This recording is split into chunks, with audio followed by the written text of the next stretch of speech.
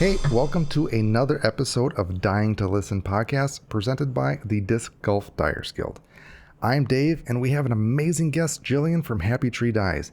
If you haven't seen your work, where have you been? Stop this podcast and go look right now.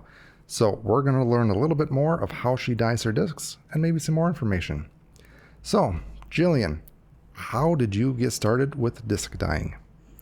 Well, we had a buddy who got us into disc golfing. He had been living up north of us and had played a lot up there. And when he came down, he was like, hey, there's this new sport. You guys have to come with me. Come check it out. My boyfriend went with him and played a couple of times. And they tried to get me to go play, but I had never actually really been into any sort of a sport. I've always been just kind of nerdy and artsy. So it took a little bit of convincing for me to go out and play. But once I did, instead of him dragging me out to go play, it quickly turned into me asking him like weekly, like, when are we going to go play next? So I quickly fell in love with disc golf. And then shortly after, the same friend was like, hey, you should really check this out. I found out that you can actually customize the discs, and he started showing me all these pictures of dyed discs and stuff. I looked up a few YouTube videos and ordered all the stuff, and the rest is history. So when did you start playing disc golf, and when did you start disc dyeing? 2019 is when I kind of got really into disc golf, and then shortly after, I think the end of 2019 or the beginning of 2020 is when I got super into disc dyeing. And then like a lot of us during quarantine, it just kind of snowballed, I guess. I feel like we're the boomer babies back when everybody was coming home and everybody was having babies. Dude, exactly. It's the COVID spawned all these new disc dyers, but that is awesome. Yeah. Do you remember the first disc that you dyed? Yes. He gave me a green Mako, and I actually dyed a pickle Rick on it. So I was going to show it today, but it's actually in my car, and my boyfriend's out and has it in my car. So The first disc that you dyed, did it actually turn out how you expected it?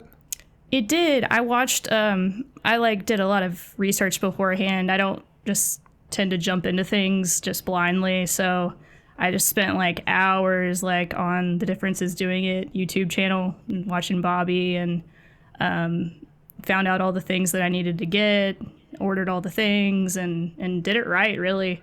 I did have to hand cut the stencil, but it pretty much turned out how I wanted. There's a little bit of a bleed on it, but I knew when I first pulled that out, I was like, okay, I'm obsessed.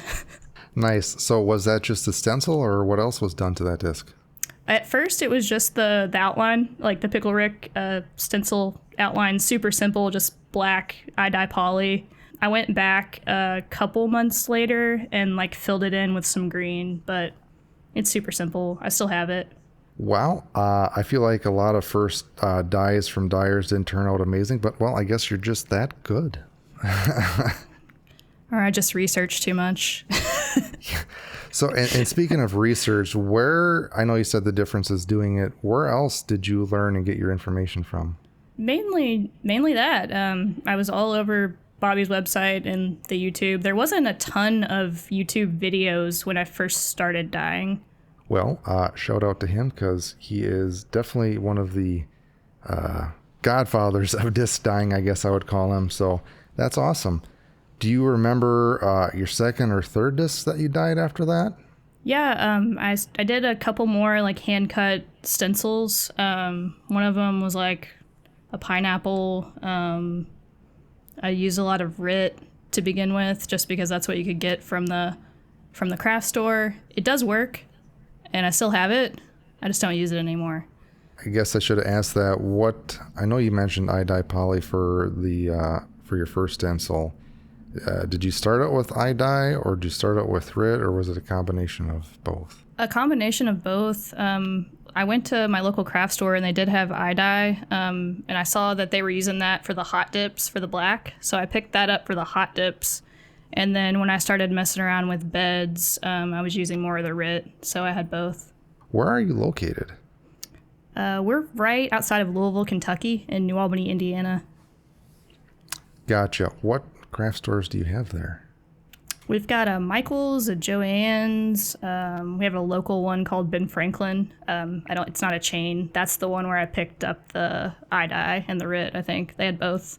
Gotcha. Yeah, I asked because I was curious to see what craft stores are by there. And Joanne and Michael's, I know they definitely have dye, and I think we have a Ben Franklin in the Madison area. So, how did you come up with your business name, Happy Tree Dyes?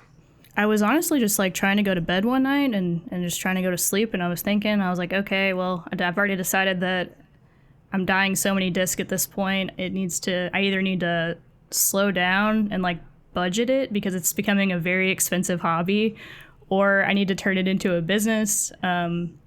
So I'm just laying there thinking like, what could it be? And then I just started thinking about like how disc dyeing made me feel, and it just makes me feel happy. And then also growing up, I was really, really, really into Bob Ross. So I was just like, well, happy tree dyes. That's fantastic. So what does disc dyeing mean to you? It was mainly just like an escape at the time. My job I had before this was accounting. I have a degree in finance, so I was behind a desk like all the time, just I guess not able to use any of my creative energy. I didn't hate the job, but it just wasn't fulfilling. So I would, come home from a frustrating day, like staring at a spreadsheet to dye a disc, and it was just kind of a fun thing to do.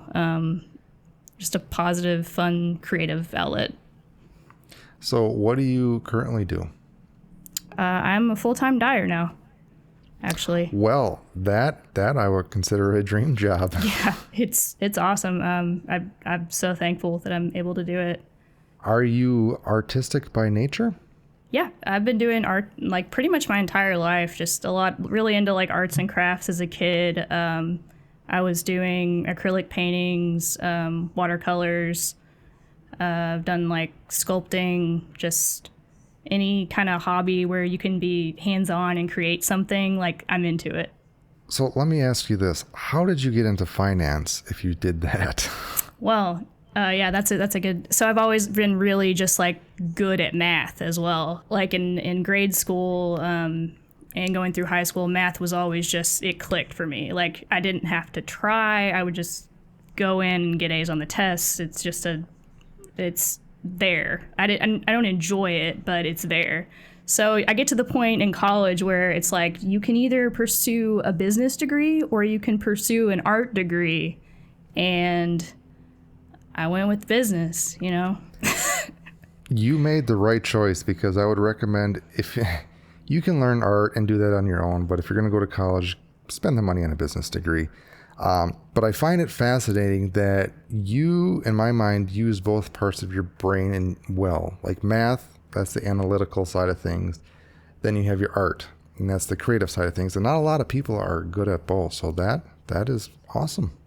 So you're doing this full time. What is or was the weirdest commission that you've gotten?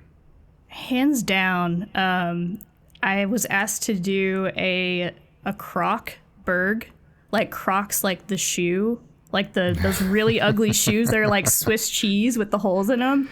Uh-huh. So he wanted, like, instead of the K, it was like that crocodile, like that horrible little crocodile, and then little Croc shoes like going all the way around the outside of it. And I tried a million ways to like fix the design and make it cool, but it was just a weird one. It turned out, it was like applied well, but it was just a weird one. Very interesting.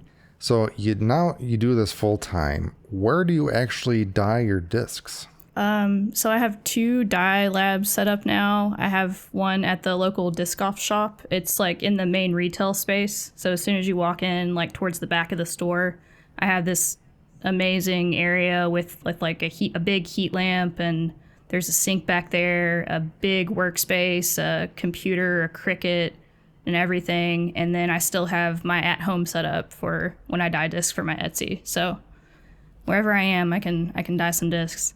That is awesome. So let's talk more about that, because I find that very interesting and unique that there is a dye bar that is at the local disc store, correct?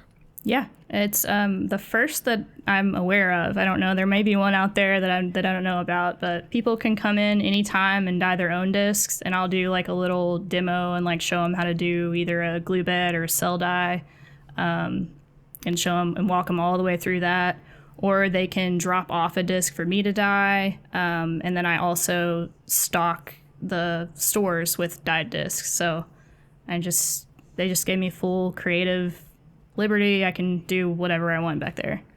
If someone wants to dye a disc and they come in, do they, it takes a certain amount of time for the dye to set or whatever. Do they come back, or do they wait or peruse, or? Yeah, it depends on like the time of the day. So if they come in like super early in the day and it's a cell dye that only takes 3 or 4 hours, so they can come back the same day, I pretty much just tell them like, hey, you're gonna have to wait till tomorrow. I'll text you. Or Again, that is a fantastic idea, and I think a lot more disc golf shops can add value by having a equivalent of a dye bar. So that's awesome.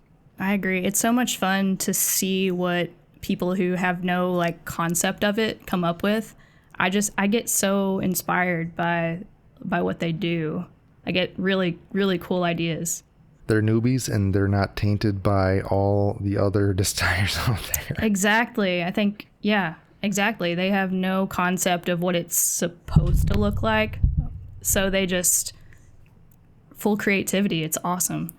And speaking of different dyes, what methods have you tried, and what is your, I guess, if someone saw a disc, they would go, hey, that's Happy Tree Dyes? Good question. I've tried a lot of different things. I think I've pretty much messed with everything besides shaving cream, to be honest. I was looking through your Instagram profile. I was like, okay, she's done literally everything. Oh yeah, shaving cream. Yeah, I haven't messed with that yet. Next, I think I'm going to try to do the chameleon cells. I really like those, and I've been eyeballing those for a while, and I cannot wait to give that a go.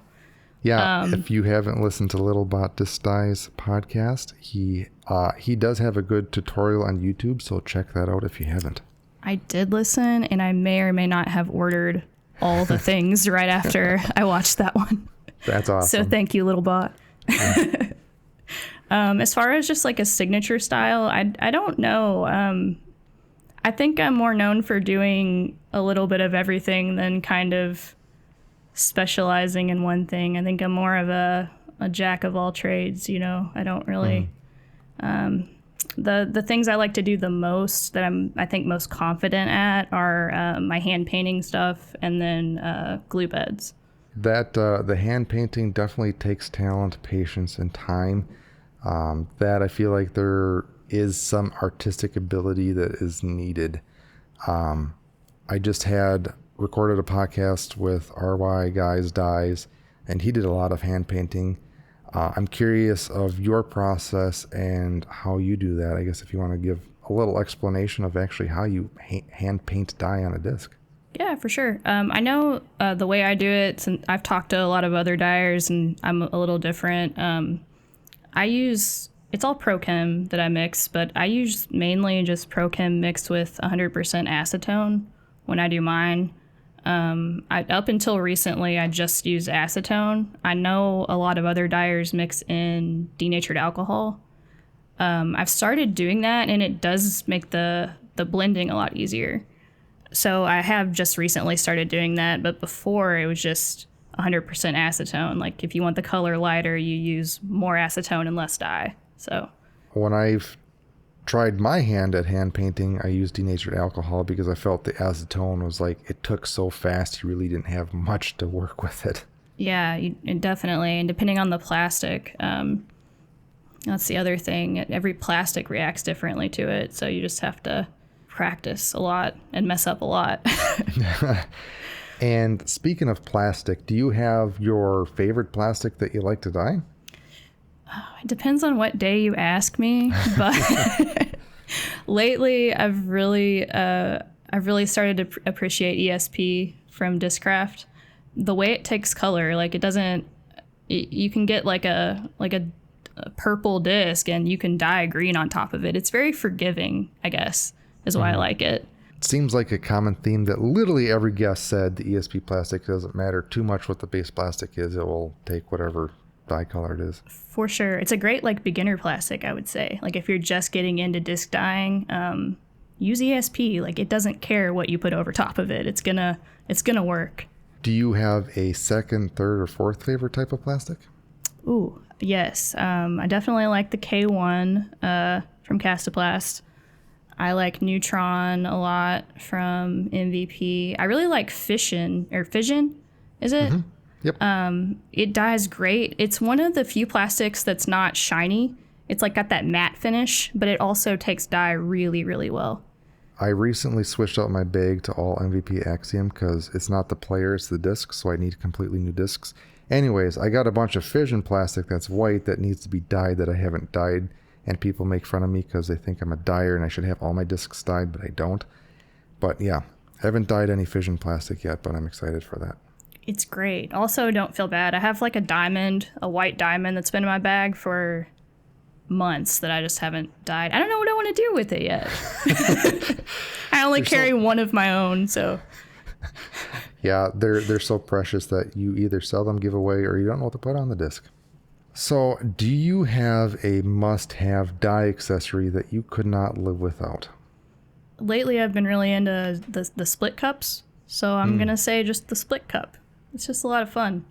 Where did you buy your split cup from? I think I got it from Amazon, and it was ungodly expensive for like a piece of plastic. Yeah, I was searching for some as well, and I said, man, this is expensive, and I just got into 3D printing, so I 3D printed my own. Nice. That's what I was going to say. Like if you know somebody or like own a 3D printer, like it's definitely the way to go. Yes. I might have to sell those now. Damn it. But I haven't used it yet, so what has been your experience with that?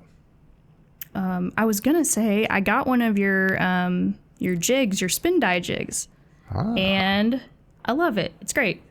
That's awesome. And everyone should get one. Yes. I was going to say, I'll send you one for free, but oh yeah, you got one. Maybe I can reimburse you somehow. No, as soon as I saw it, I was like, oh, I need that. Because yeah, I was using like a disc on top of a disc, but you know how that goes. Like they'll just start spinning depending on the disc. It won't work right. So I definitely like the jig. Yeah, definitely make some split cups. Yeah. I'd buy it. I'll look into that. It takes a little bit more time and material, but we'll see. What dye do you use to dye your discs? 90% Pro Chem. I still have some iDye poly, mainly the black. It's the best black out there, I think. And then I do use some worm dip sometimes for spin dyes, but not very often. You know, it's hard to talk about a single dye method because you do them all and you're all good at it for everything you do. What is your second favorite dye method that you like to do? Well, first is definitely hand painting. Second, oh my God, it depends on the day. I just get so bored like doing the same one over and over. But currently I'm obsessed with, I'm still into the split cups. I love the split cups. It's just so satisfying. I just like the way they look, just how they turn out. And they're just fun to do. They're just fun to pour. And I also really like glue beds still. I think I'll probably go full circle and go back to glue beds at some point. And that's clear glue beds? Yeah, definitely. Yes. I've tried white glue and I just don't like it as much. If you're going for like a more cloudy, where everything's not as crisp for some reason, like the white glue's great, but overall I like the clear. I agree. So this is going to be, again, hard to answer because there's going to be multiple answers, but do you have any specific dye mixtures that you use? which I'm assuming you use literally everything. And do you have specific recipes for those dyes? Not really. I think a lot of people are more specific about their ratios and stuff than I am.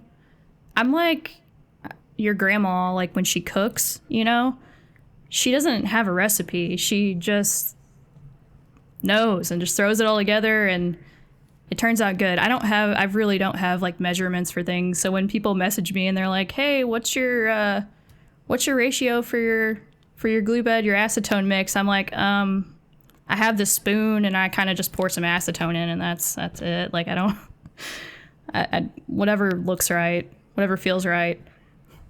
That yeah, you should be the grandmother dyer, even though you don't look at old at all.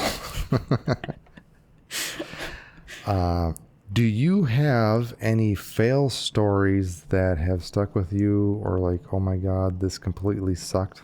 Okay, there's one fail that I made as a beginner and that I continue to make to this day, and it's not cleaning off your discs all the way.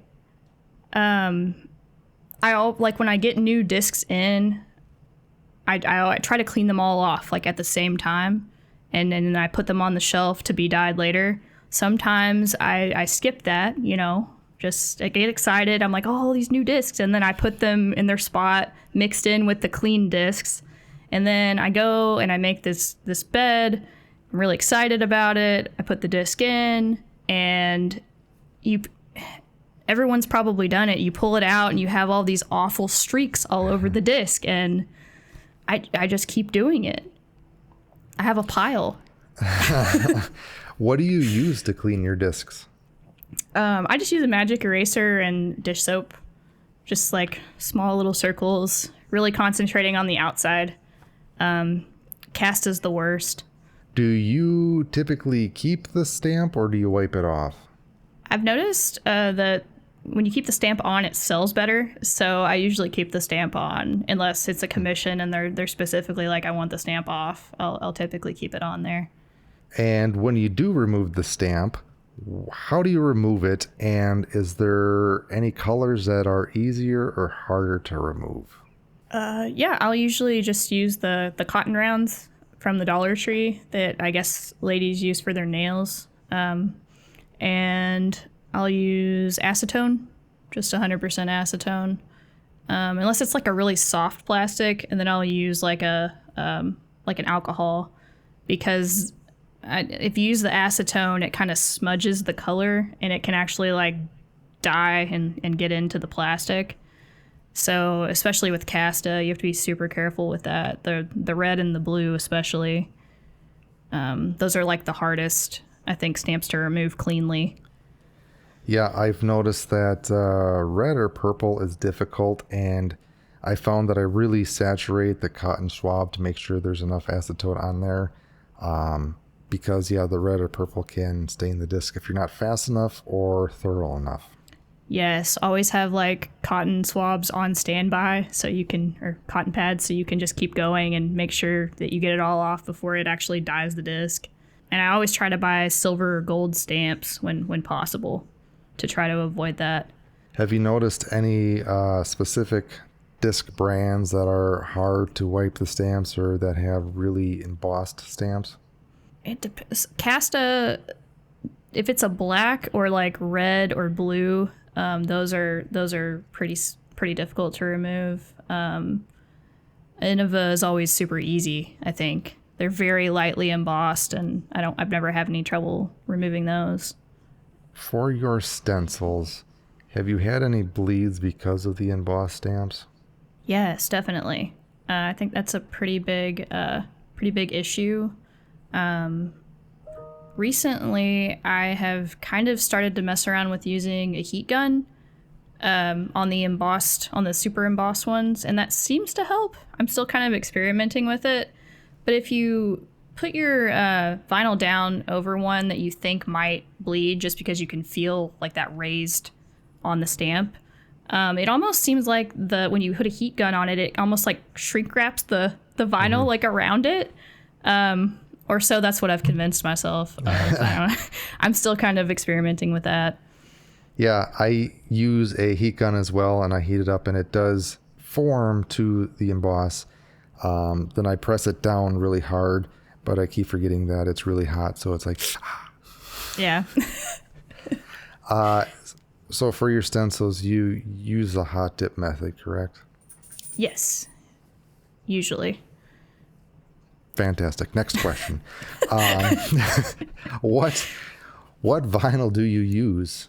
Whatever vinyl is on sale. I don't buy the same vinyl every time. Each of them suck in their own special way. If you have a vinyl that you think is, do you have a vinyl that you think is won't leave the adhesive but also won't bleed? What's your favorite vinyl? So my favorite vinyl that I've experimented with was Oracle 651.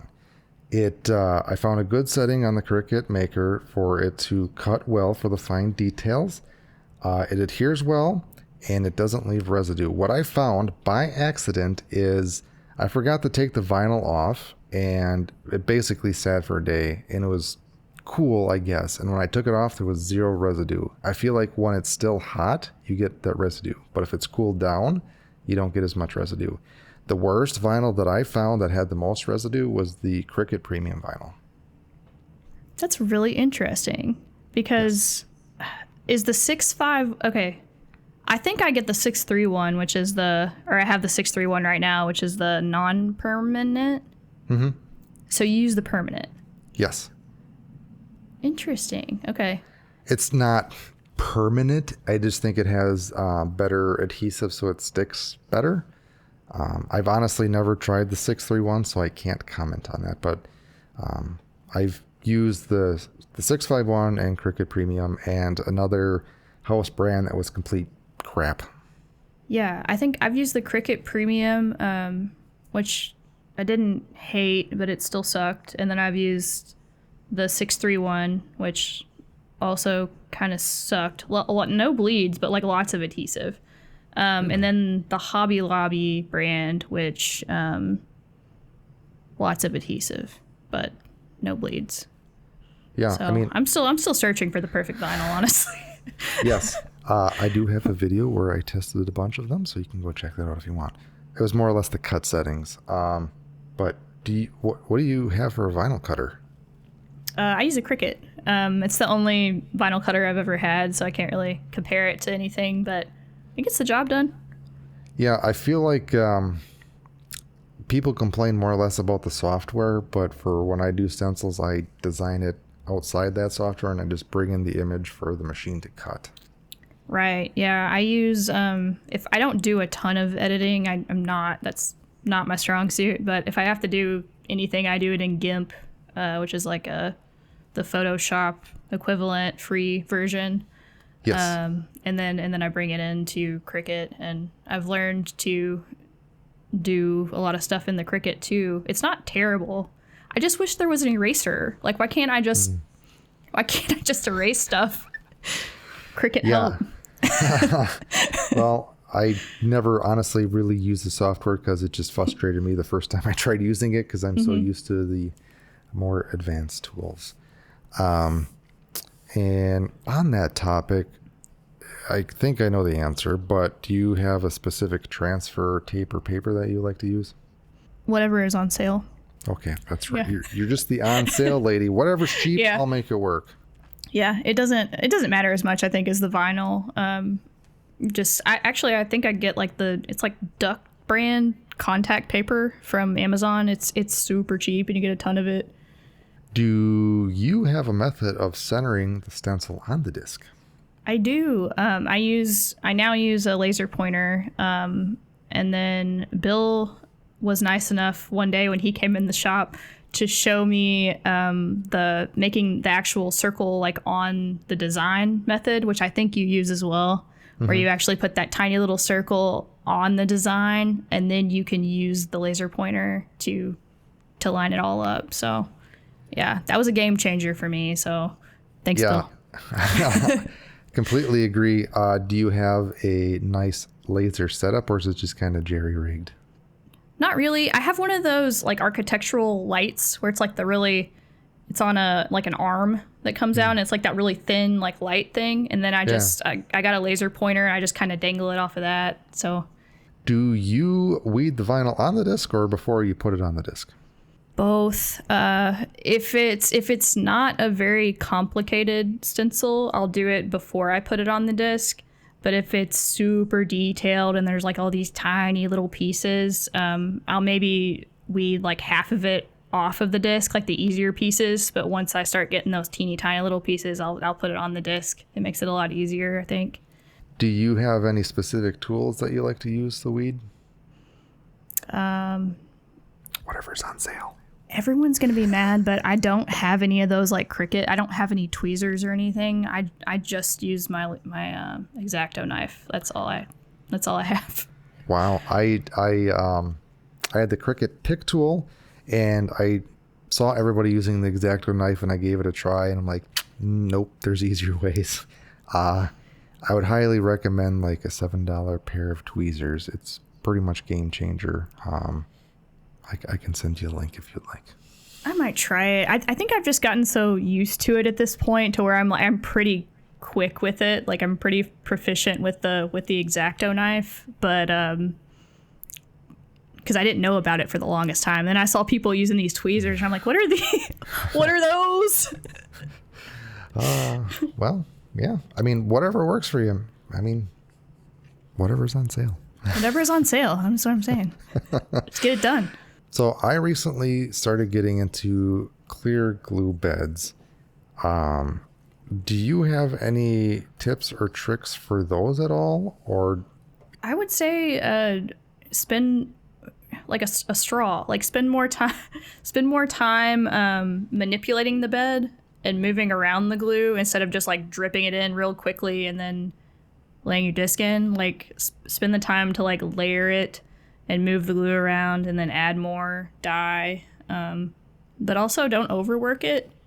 I see a lot of people come in to dye their own disc, and that's like the major mess up is people just they're having so much fun doing it that they want to keep doing it, and then they end up over swirling it and then making like a brown. I was gonna say, I feel like I have all these colors. I want to use them all. Definitely, yeah. Yeah, and like just being aware of where you're dropping the colors, and trying not to overlap the ones that don't need to be overlapped. What do you use to manipulate the dye? I have skewers, mainly a straw though. I'm a big fan of just using a straw to kind of blow it around. Daddy Mac Dyes has like an awesome tutorial where he does his, and that's pretty much what I do, except nice. I don't have whatever he has, the aerator machine thing. I get tired of blowing through a straw, and I really want to get a airbrush, like an airbrush for models. Yeah. I'm very close to getting one. I think I might. I have a like an aquarium air pump downstairs that it works, but I just haven't brought it into the shop. I almost had a little girl pass out like doing the bed.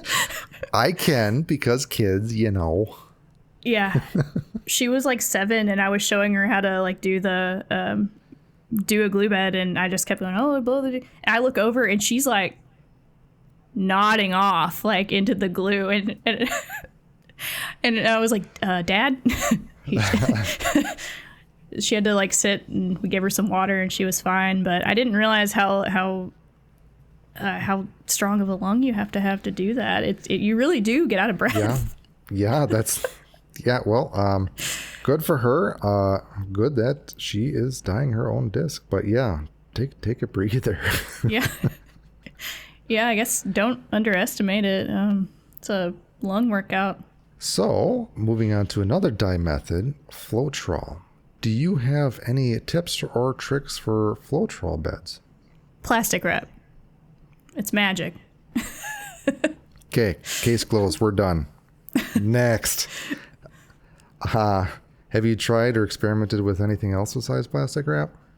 I've tried just what I've really been liking is not trying to make cells, like trying to make a design just with no silicone oil, just no plastic wrap, and just trying to make designs out of that.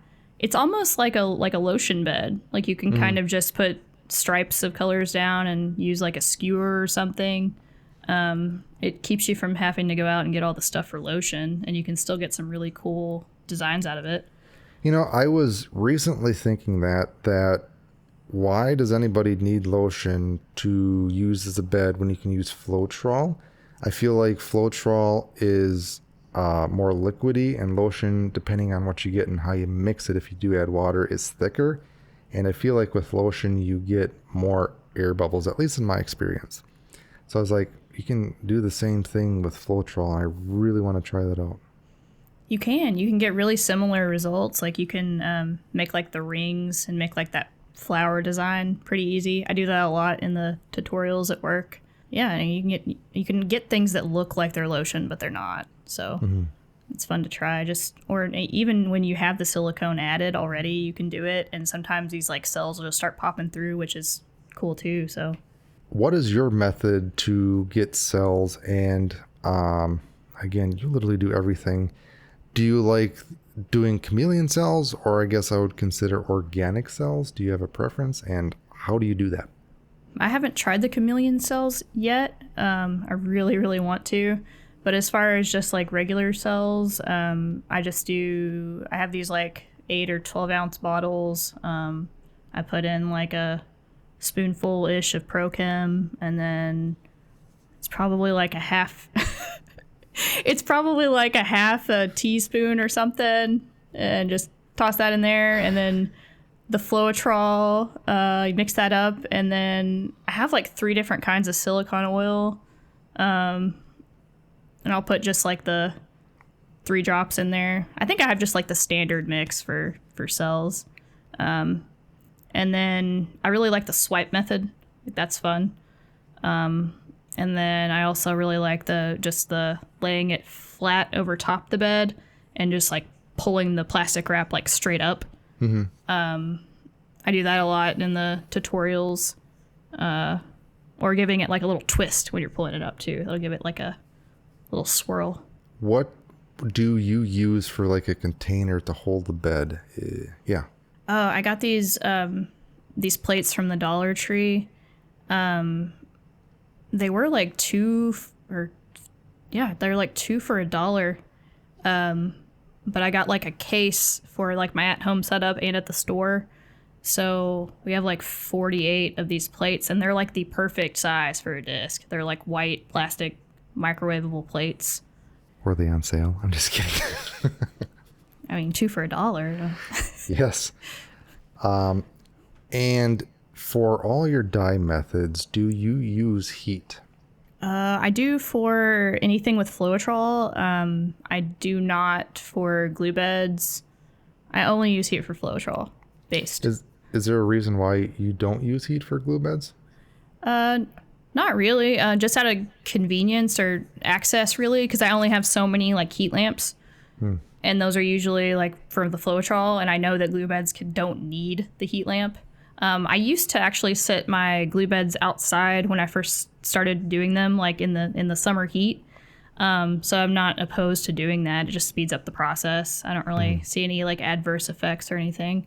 How long do you let the disc sit in the Floatrol, and how long do you have it heated for?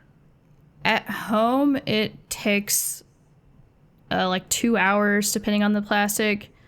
At the store, it takes 3 to 4. I guess just the different heat sources and adjusting for that. I think it's different. Just any way you try it, it's going to be different for like the ambient temperature and how far away you have the disc and all that. It's all just trial and error until you figure it out.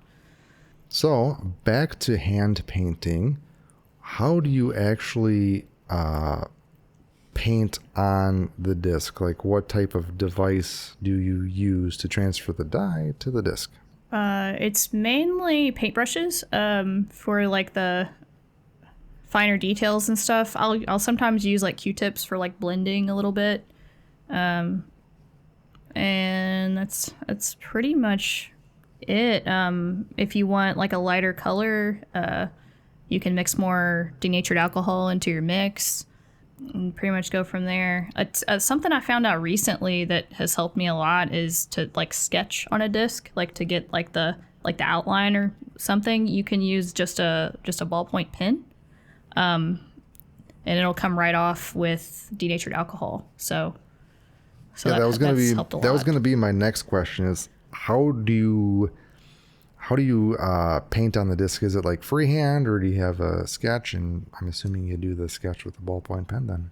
I'll do like a basic like outline like with a ballpoint pen, and then I'll usually have like a reference or like a board of inspiration on my computer screen, and then I'll just go and paint it. So I think one of the first hand paintings that I've seen from you was the Trash Panda disc dyeing competition with the turtle.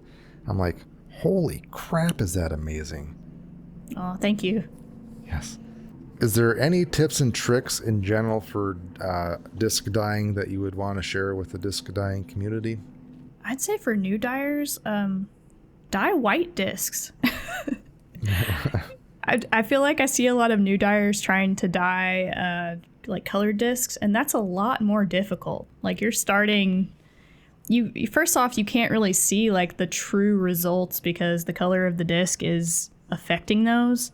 I know you don't want to dye the white disc because like you want to get good at it before you dye the white discs, but you can only really truly see what's going on with a white disc. So just do it. Just take the plunge, do a white disc or a few, and figure it out that way, because like the colored discs are a lot more difficult. Do you have any tips or tricks for the more seasoned disc dyers? Not really. Just have fun. Just I feel like everyone takes it so seriously and tries to do it like the right way, but there is no right way. Just, you might figure something else out. You might do something different. Like stop looking at what everyone else does and just have fun and figure it out your own way. Those are very wise words. So be a 7-year-old that has never seen disc dyeing before and do your own thing. Right. Those are the best ones. Yes. So if you were to start disc dyeing today, from fresh, is there anything that you would do differently now that you know what you know? Maybe like not starting with stencils. That was a difficult path, I think. I'd say like starting out, it would have been a lot better to start with something like a clear glue bed. It can be hard if you don't have a machine and you're hand cutting it, and there's more prone to error on a lot of fronts. But I feel personally attacked because that was the first thing I did, and it was the first thing you did. Oh, that's really cool. I didn't know you started with stencils. That's super cool. Yeah, I think one of the reasons I got into disc dyeing is my wife and I won halfsies on a Cricut Maker. Then I started playing disc golf at the time, and I heard that you could dye discs, and I was like, well, let me do a stencil because I can make them. So, ta-da. Nice. Well, that's a good deal. Yeah. Except now I have it, and she never uses it because it's in my man cave, so I can hoard it. You stole the Cricut. Yes. Are there any disc golf dyers that inspire you? Are there any shout-outs that you want to give? Definitely. So like when I first started getting into it, there wasn't a ton of YouTube videos or any sort of direction really. So I was on YouTube a lot, obviously Bobby, a nod to Bobby. I was on Reddit, and a lot of the first ones I think I saw were Brian Eckert, Pipe Dreamer, 79, Keith Limpa. Just no words. He's incredible. When I got on Instagram, Daddy Mac Dyes, Greasy Dyes. Yeah. It's the OGs, Yeah, that's awesome. So, on a personal note, we're going to get to know Happy Tree Dyes a little bit better. So, we'll do your favorite fave. Do you have a favorite band or song? I guess if I had to pick a favorite band, it would be Dr. Dog. They're like a indie sort of folk, really chill sort of band. They're great. It just kind of reminds me of a time in my life where I was, it was really fun and carefree. It's funny how music can like bring you back to a certain like period in your life, and that's kind of what that does to me, I guess. Yeah, no, I completely understand that. Do you have a favorite type of music that you like to listen to? Probably the same, just anything really kind of chill and upbeat and happy. Nice. You don't like the dark death metal. You like happy music. That's good. That's good. Yeah. Do you listen to music when you die? This is where, okay, so when I die, I actually listen to like true crime like podcasts. So it's like the exact opposite.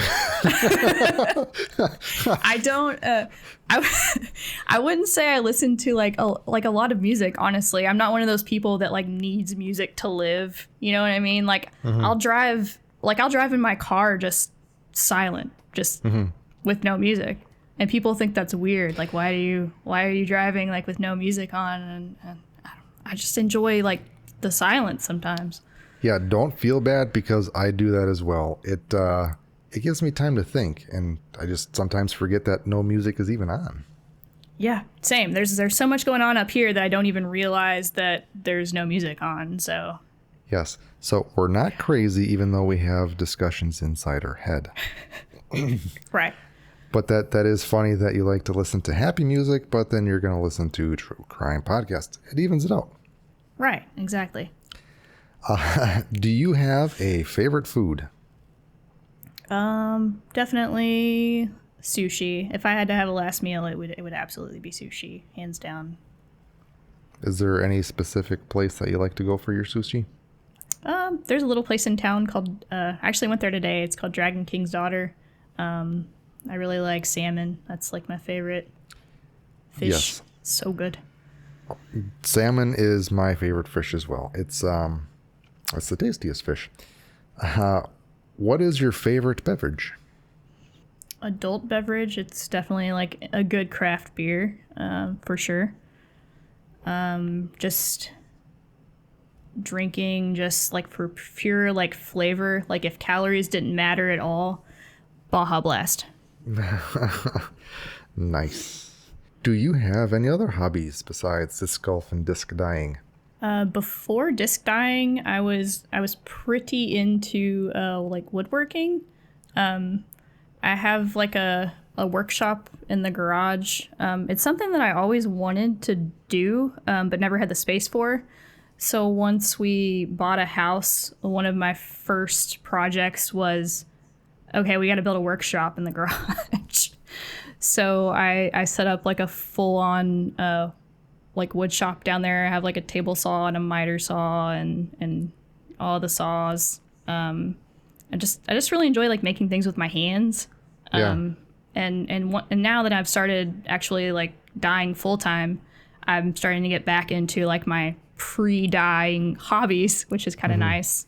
So that, and then aquariums. I really like aquascaping, I guess. So that's fun. I like designing tanks and planting out in aquariums and stuff like that. So that is awesome that you're into woodworking and that. I too am into woodworking, which is another hobby that I don't have time for. What type of woodworking stuff do you like to make? I'm very much like a beginner. So the first like few projects I did were just like building the shop. So I made like a table for my table saw to like sit in, to run stuff like larger boards across. I made what are they called? Well, it's fun. Anyway, I made these really cool like organizational things in my workshop where you French cleats? French cleats. Thank you so much. Yes. French cleats. So I made all these like French cleat like boards and stuff and organizational boxes and things to like hang up my drills and all my stuff like that. And after I got like that all set up, I made some planters for the front of the house, like cedar planters. I made my actual dyeing desk where I dye on. I built that, so I'm getting there. I want to get like back into that and actually start learning like the joinery and stuff. I made our bathroom vanity as well, like with the doors. That was probably my most advanced project. Again, that is completely awesome that you do that, and more props to you, and I hope you get more time to do that. Again, I got into woodworking as well, remodeled our kitchen, so I made new drawers and shaker style cabinet door fronts for that. So yes, I made the shaker style. That's tough. That's really hard. Woodworking in general, to be good at it and precise, is hard because it's just that little tiny bit can make a huge difference. Yeah, it's crazy. And then like also working with like the hinges themselves and like getting them lined up. Yes. The vanity's not perfect, but I tried. Yep. That's really cool. I didn't know you were into woodworking. Yes. Again, I get into it, so I buy everything for it. So I like have all the jigs for the drawers and the hinges and all that stuff. So, I mean, I had a lot to do, so it really helps. But yeah, awesome. So next question. If you had to pick 3 discs to use for the rest of your life to play any course, what would they be? I don't use very many discs because I'm not very good. So yesterday we went and played 2 courses and I only used 3 discs. It was so I have my DX Leopard. I know everyone's upset, but it goes the furthest for me. And then I've got my Paradox from MVP, super understable mid. And then I've got my Warden. That's all I need. There you go. So don't feel bad about the DX Leopard. I have a friend who basically carries 2 discs with him and he wears sandals. And that's what he uses. And he putts with the DX Leopard and he does better than me. I find that frustrating. That's awesome. It is. I feel like I am I would compare it to racing. I'm like the guy that has a nice trailer, nice car, fully decked out. And here's this hobo here that just has 2 discs and flip-flops that beats me. I'm like, how is that possible? That's awesome. Do you have a favorite course or a specific favorite hole? I do. It's the same as Bill's since we're both local. It's Arrowhead in Louisville, Kentucky. It's actually not open right now, and we're hoping that it gets reopened. It got closed because of some zoning laws or something, but I think they're working on getting it back open, hopefully. My favorite hole is actually just like the first hole on that course.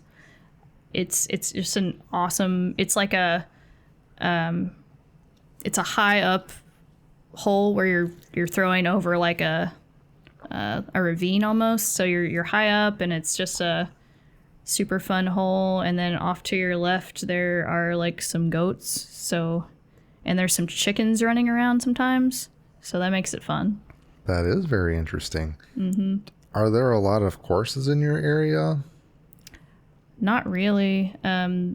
This is just like a private course, and they just happen to have a lot of animals on their course, like ponies and stuff. So it's a pretty unique course. It's a lot of fun, and I really hope they reopen it. Yeah, I hope so too. One of my aspirations or dreams is to buy enough land to put an 18-hole course on. Then there'd be a pro shop. Then there'd be a dye bar in that pro shop. For sure. That would be awesome. Yeah. So, dream date. If you had to pick any pro disc golfer to play around with and or just hang out with, who would that be? I'm thinking like as a date, like not a romantic date, like maybe just a friend. I really like Madison Walker. She seems really cool.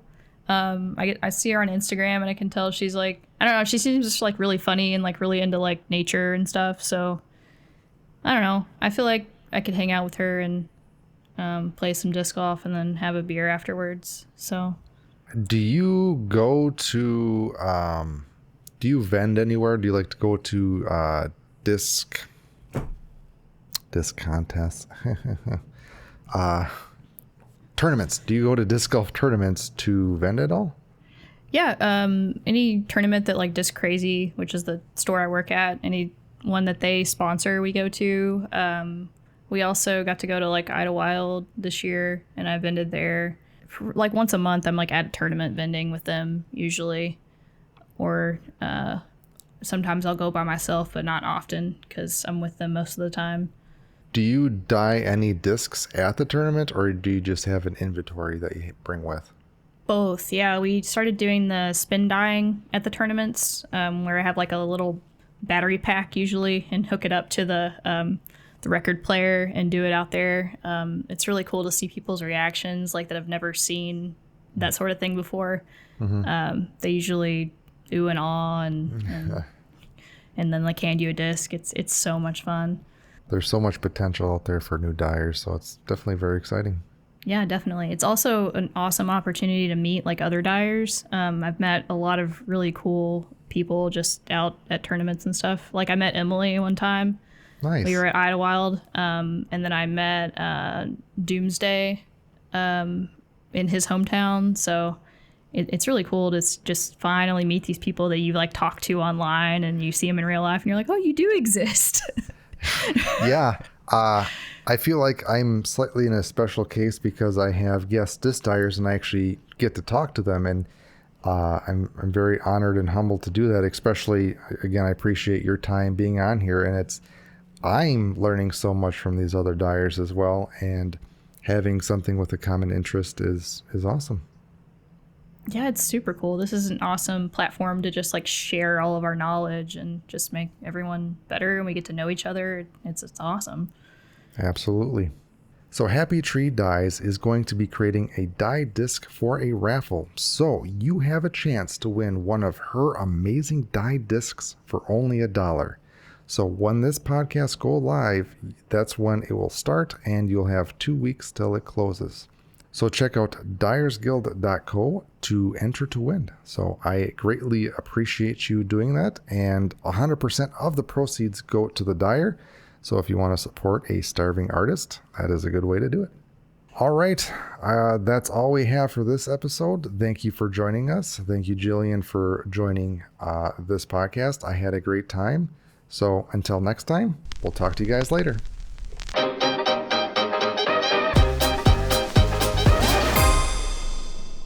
That was it. We did it. And that's it.